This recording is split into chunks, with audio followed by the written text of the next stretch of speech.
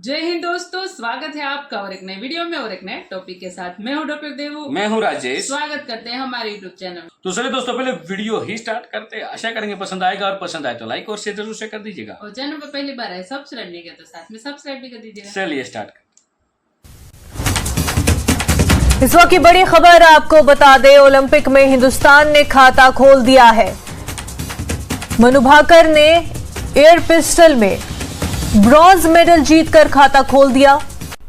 Paris Olympics shooting मुकाबलों में पाकिस्तान की गुलफाम जोसेफ और Kashmala Talat 10 metre air pistol मुकाबलों के फाइनल राउंड में जगह ना बना सके। खवातीन के मुकाबलों में कशमाला तलत 31वीं पोजीशन पर रही, जबकि मेंस इवेंट में गुलफाम का 22वां नंबर रहा। 92 में हमने आखिरी मर्तबा ओलंपिक्स में मेडल जीता। एक खबर ना आई सर कि हम ओलंपिक्स में कोई मेडल जीते हैं। कितने अफसोस की बात है। तकरीबन 23-24 करोड़ जो भी हमारी ऑफिशियल आबादी है, हम दुनिया में सबसे वर्स्ट रिकॉर्ड होल्डर हैं। 29 साल हो गए पाकिस्तान को ओलंपिक्स में मेडल जीते हुए, और शायद यही हालात रहे तो 129 साल तक पाकिस्तान कोई मेडल नहीं जीत पाएगा। कि ओलंपिक में किस तरीके से मनु भास्कर को कांस्य पदक मिला है, ये बड़ा अपडेट हमारे पास है। किस तरीके से मनु भास्कर का यहां पर परचम लहराता हुआ नजर आया है। पाकिस्तान 25 करोड़ आबादी का मुल्क है, लेकिन हमने देखा कि वहां से सिर्फ 7 एथलीट्स ने हिस्सा लिया, और पाकिस्तानी खिलाड़ियों की तादाद 7 थी, पाकिस्तानी ऑफिशियल्स की तादाद इसमें 11 थी। क्या पाकिस्तान के अंदर लोगों के पास ओलंपिक की तैयारी के लिए फैसिलिटीज मौजूद हैं? जब आपके पास खाना खाने को नहीं है तो ओलंपिक में कंपीट क्या करेंगे भाई आप? वो क्यों गलती कर रहे हैं? ये भी खर्चा क्यों किया सर? अक्सर तो बेचारे खिलाड़ी अपना खर्चा खुद करते हैं, ये तो सिर्फ क्रिकेट वालों के लाड करते हैं। तो यहाँ पे खिलाड़ी तो है ही कोई नहीं, किसको खिलाड़ी कहते हैं? सारे अफसरों के रिश्तेदार हैं ये सारे। भारत ने 7 मेडल जीते, हमारा पड़ोसी मुल्क है। उनका वो खर्चा करते हैं तो 70 करोड़ रुपए सालाना, अरब रुपए सालाना बजट होता है। हमारा 1 अरब रुपए सालाना बजट होता है। कोई इंपॉर्टेंस नहीं दी जाती हमारे जो जाके ओलंपिक्स में जो हमारे स्पोर्ट्समैन जाते हैं, ना उनके पाँव में जूती होती है, ना उनके तन पे टी शर्ट होती है, वो मांगे के कपड़े पहन के। जय हिंद दोस्तों, आज मेरे पास 2 खबर है। एक खबर आपने थंबनेल पे देख ली होगी, वो खुशी की खबर है, और एक खबर शायद आप लोग को पता चल गया और दुख की खबर है। मैं पहले दुख वाली बता देता हूं कि एशिया कप विमेंस फाइनल में भारत फाइनल हार चुका है विमेंस का, एशिया कप में श्रीलंका से। और श्रीलंका को भाई बहुत बहुत बधाई हो, 8 विकेट से उन्होंने भारत को हरा के विमेंस एशिया कप जीत लिया है। वार्मली कॉन्ग्रेचुलेसन, पहली बार उन्होंने एशिया कप जीता है। और hard luck to team India, batting करते हुए शायद उतना इनफ रन नहीं बना, कोई बात नहीं, फिर भी हमारी टीम बहुत अच्छा खेली। Many congratulation to women's team, well done. अब दोस्तों, खुशी की खबर यह है कि मनु भाकर ये हमारी एक महिला एथलीट है, और 10 मीटर शूटिंग पिस्टल में इन्होंने भारत को पहला मेडल जिता दिया। बहुत गर्व की बात है। पहले दिन भारत का खाता नहीं खुला, अब मैं तो निराश हो रहा था कहीं दूसरे दिन भी ऐसा ना हो जाए, लेकिन मनु भाकर ने जो जबरदस्त वहां पे अपनी प्रतिभा दिखाई है और भारत को मेडल टैली में 1 मेडल से शुरुआत दिला दी है। वार्मली कॉन्ग्रेचुलेसन पूरे भारत को और मनु भाकर को, जिन्होंने भारत का नाम फिर से रोशन किया है। तमाम उन्होंने गेम्स में ऑलरेडी भारत को मेडल जिताया, लेकिन ओलंपिक में उनका ये पहला मेडल है, और शायद मेरे ख्याल से शूटिंग में भी महिला का ये पहला ही भारत का मेडल है। बहुत बहुत बधाई। शूटिंग में मनु भाकर को ब्रॉन्ज मेडल मिला है। 10 मीटर एयर पिस्टल में मेडल जीता। शूटिंग में मेडल जीतने वाली पहली भारतीय महिला हैं। ओलंपिक में पहली बार महिला शूटर को यह मेडल मिला है। तो देखिए किस तरीके से भारत का परचम लहराती हुई मनु ने 10 मीटर एयर पिस्टल में मेडल अपने नाम किया। ब्रॉन्ज मेडल शूटिंग में मनु भाकर के नाम। पाकिस्तान में 25 करोड़ लोग हैं, लेकिन हमारी रिप्रेजेंटेशन देखिए कि उनमें से सिर्फ 7 लोग हैं जो ओलंपिक्स के अंदर हिस्सा लेते हैं। किसी भी मुल्क की तरक्की या तनज़्ज़ुली और उसके मुआशरे के अंदर क्या सेहतमंदाना रुझान है, उसमें उसका अंदाजा इससे लगाया जा सकता है कि उसमें आर्ट्स, कल्चर और खेल में कितने ज़्यादा लोगों की पजीराई की जाती है, उनको ग्रूम किया जाता है और उनको नेशनल इंटरनेशनल लेवल पर मुकाबलों के लिए तैयार किया जाता है। पाकिस्तान में 25 करोड़ लोगों की आबादी में से हमें सिर्फ 7 ऐसे एथलीट्स मिले हैं जो हमें रिप्रेजेंट कर सकें। ये लम्हा फिक्रिया है, और इस मुल्क में जनरली तनज़्ज़ुली का एक बहुत बड़ा इंडिकेटर भी है। 11 ऑफिशियल्स हमारे साथ गए हैं। 25 करोड़ लोगों का कंट्री है, लेकिन ओलंपिक में सिर्फ 7 लोग हैं। मुझसे जाती बात पूछो, 7 को भी नहीं भेजना चाहिए था, वो भी कौम का खर्चा नहीं करना चाहिए था। क्यों? आपके आपकी क्रिकेट टीम के अंदर आपने कबड्डी के और कुश्ती के लोग डाले हैं सिफारिशी। जब आप मेरिट पे आप डिसाइड नहीं कर पाते कोई भी चीज पाकिस्तान में, तो किसको पता है कि वो 7 लोग भी सिफारिशी हों? वो जो 7 लोग आपने भेजे हैं, हो सकता है वो भी अफसरों के जो लूटिंग एलीट है उनके बच्चे भेज दिए हो आपने, और फिर वो 7 बच्चे गए, हो सकता है उसमें से 5 वापस ही ना आए। क्या अच्छा दूसरी पॉइंट ये है, क्या पाकिस्तान के अंदर लोगों के पास ओलंपिक की तैयारी के लिए फैसिलिटीज मौजूद हैं? जब आपके पास खाना खाने को नहीं है तो ओलंपिक में कंपीट क्या करेंगे भाई आप? वो क्यों गलती कर रहे हैं? ये भी खर्चा क्यों किया? सर अक्सर तो बेचारे खिलाड़ी अपना खर्चा खुद करते हैं, ये तो सिर्फ क्रिकेट वालों के लाड करते हैं। तो यहाँ पे खिलाड़ी तो है ही कोई नहीं, किसको खिलाड़ी कहते हैं? सारे अफसरों के रिश्तेदार हैं ये सारे। वो शुगर वो भाईजान जो मोटा 300 पाउंड वाला था, उसने कहा नहीं था मुझे तो पता ही नहीं, अब्बू ने के दोस्त है उन्होंने मुझे भेज दिया यहाँ पे। वो T20 खेलने चला गया भाई अब्बू के दोस्त की वजह से। तो ये आरजू खिलाड़ी तो स्पोर्ट्समैन होते हैं, और पाकिस्तान जहाँ खाने के लिए किसी के पास कुछ नहीं है, ना कोई स्पोर्ट्स फैसिलिटीज है, ना बिल्डिंग सीधी है, ना कुछ। वहां से 7 लोग ओलंपिक में, वो 5 तो वापस ही नहीं आएंगे उनमें से। वो तो वीजा लग गया, वहां ऊपर चलाएंगे और डोर डैश करेंगे वहां पे जाके। लेकिन दुख वाली बात है, कहते हैं जी वहां 7 गए हैं 25 करोड़ में। मैं कहता हूं 7 भी नहीं जाने चाहिए उनमें से। ओलंपिक के स्पेलिंग तो किसी को पता नहीं। सारा कौम तो जिहाद के लिए चक्कर में बैठी हुई है। मुर्शद कहता है जिहाद करो, वो जिहाद कर रहे हैं। 7 सिर्फ पाकिस्तानी है एथलीट्स वहां गए, इंडिया से 117 गए।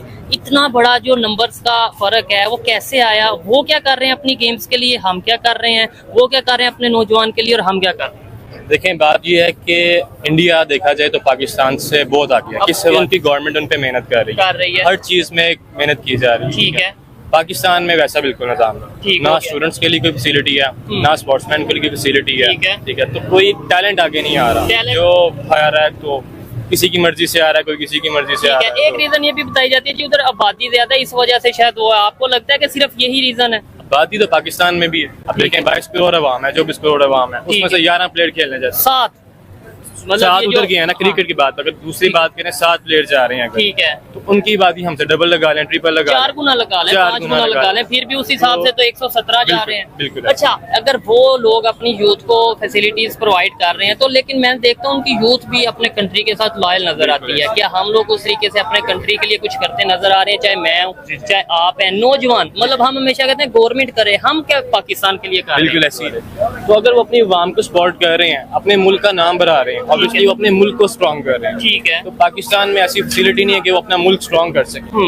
ये इज्जत की आपके मुल्क को आगे बढ़ाने की बात। डेफिनेटली एक सॉफ्ट इमेज आता है। लेट्स सपोज हमारे खिलाड़ी अगर बाहर जा खेलेंगे तो बेशक हारे या जीते, लेकिन ये तो इमेज जाएगा ना कि यार गेम्स के ऊपर वर्क किया जा रहा है। देखिए, यहाँ सबसे बड़ी बात होती है कि टैलेंट को आगे लेके आना। डेफिनेटली। अब आप गिने चुने बंदे आगे ले जाएंगे अपनी मर्जी के, टैलेंट आगे नहीं जाएगा। ठीक है, वो जब भी जाएंगे अब इसलिए हार के ही आएंगे। ठीक हो गया। कौन का यूथ इस तरीके से आगे जा रहा है, ये देखो वो स्पोर्ट्स में कैसे आगे जा रहे हैं। तो कहा जाता है यार आप उनकी एग्जाम्पल देके ना ये नौजवानों को डिमोटिवेट या पाकिस्तान को ना की इंसल्ट करते हो। आपको लगता है कि जब तक हम देखेंगे नहीं कि वो कहाँ जा रहे हैं, आगे जा रहे हैं, तब तक हमें चेंज आएगा? तो खेलों से कितना सॉफ्ट इमेज जाता है पूरी दुनिया का, किसी भी कंट्री का। अगर हम अपना मुकाबला अक्सर करते हैं नेबर के साथ, उनका सॉफ्ट इमेज अगर देखें, एथलीट्स में अगर बात करें, उनके कितने एथलीट्स गए हैं। अगर ओलंपिक्स की बात करें, उन्होंने अभी जो चाइना में हुआ था वहाँ पे बड़े मेडल विन किए। अभी यहाँ पे जो सा हो रहा है बहुत ज्यादा उनके खिलाड़ी गए हैं, एथलीट्स गए हैं। क्या कहना चाहेंगे, ये हमारा जो फर्क है इतना? तो सर देखें, ये मेहनत नहीं करते। आप ये बाकियों की देखें जरा, वो हर चीज पे फोकस रखते हैं। हमारे ये सर ये क्रिकेट ही पकड़ी हुई इन्होंने, बस क्रिकेट। और वो भी क्या परफॉर्मेंस, और अगर ये बेहतर जीरो है, ये बिल्कुल जीरो। और शायद साहब ये कहना क्या ठीक होगा कि जितनी भी ये स्विमर खवातीन है, जितने भी हमारे एथलीट्स हैं, ये यहाँ तक फिर भी अपने जोर से ज्यादा पहुंचे हैं? इनकी ना सरकारी सरपरस्ती होती है, ना कोई तरीकेकार है कि इनको ग्रूम किया जा सके। अगर यहाँ तक ये पहुंच भी रहे हैं तो अपने जोरे बाजू, अपनी रिसोर्सेज खुद धक्का लगा के यहाँ तक पहुंच गए।